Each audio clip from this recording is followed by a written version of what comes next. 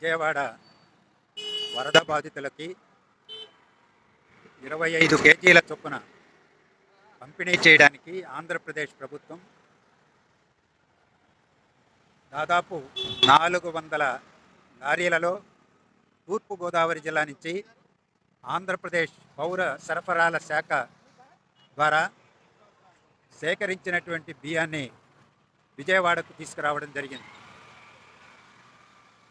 ఒక్కొక్క లారీలో పెద్ద లారీ అయితే 1000 బస్తాలు, చిన్న లారీ అయితే 800 బస్తాల చొప్పున రవాణా చేయడం జరిగిందని లారీల డ్రైవర్లు, కార్మికులు తెలియజేశారు. అంటే దాదాపు 3,50,000 బస్తాలు 25 కేజీల చొప్పున ఉన్నటువంటి బస్తాలని పంపిణీకై విజయవాడకు తీసుకొచ్చారు. వాటిని వెంటనే ఇంటింటికి సరుకులను అందజేసేటువంటి ప్రభుత్వ వాహనాల్లోకి ఒక్కొక్క వాహనంలో 40 బస్తాల చొప్పున వాటిని బాధితులకు చేర్చడానికి ఆ వాహనాలను కూడా సిద్ధం చేశారు.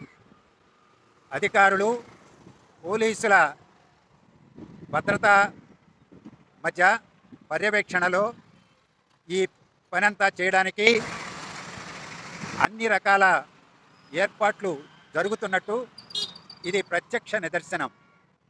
నేను ఇవాళ బీఆర్టీఎస్ రోడ్డు మార్నింగ్ వాక్ కోసం వస్తే ఈ వందలాది లారీలన్నీ కూడా బియ్యం బస్తాలతో నిండినటువంటి లారీలు విజయవాడ నడిబొడ్డులో ఉన్నటువంటి బీఆర్టీఎస్ రోడ్డు మొత్తాన్ని ఈరోజు ఈ లారీలే ఆక్రమించి ఉన్నాయి. నిన్నటి రోజున అగ్నిమాపక దళాలు వివిధ జిల్లాల నుంచి తీసుకొచ్చినటువంటివి ఇదే రోడ్డు పైన ఉన్నాయి. వాటన్నింటినీ రంగంలోకి దించి ఇవాళ సహాయ కార్యక్రమాలు బాధిత ప్రాంతాలలో ప్రభుత్వం నిర్వహించింది.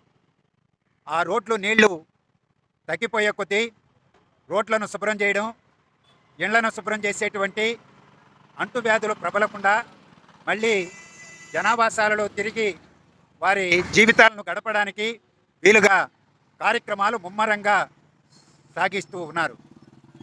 ఇవాళ నుంచి నిత్యావసర సరుకులు, అందులో ప్రత్యేకించి బియ్యం 25 కేజీల చొప్పున సరఫరా చేస్తామని ముఖ్యమంత్రి గారు చెప్పిన మాట ప్రకారం ఈ ఏర్పాట్లన్నీ జరిగినట్లు అధికారులు తెలియజేశారు. అభినందించదగినటువంటి ప్రభుత్వ కార్యక్రమంగా నేను భావిస్తూ ఉన్నాను. ఇవి సక్రమంగా బాధితులందరికీ చేరాలని, వాళ్ళు త్వరితగతిన ఉపశమనం పొందాలని, వరదల నుంచి విముక్తి చెందాలని కోరుకుంటున్నాను.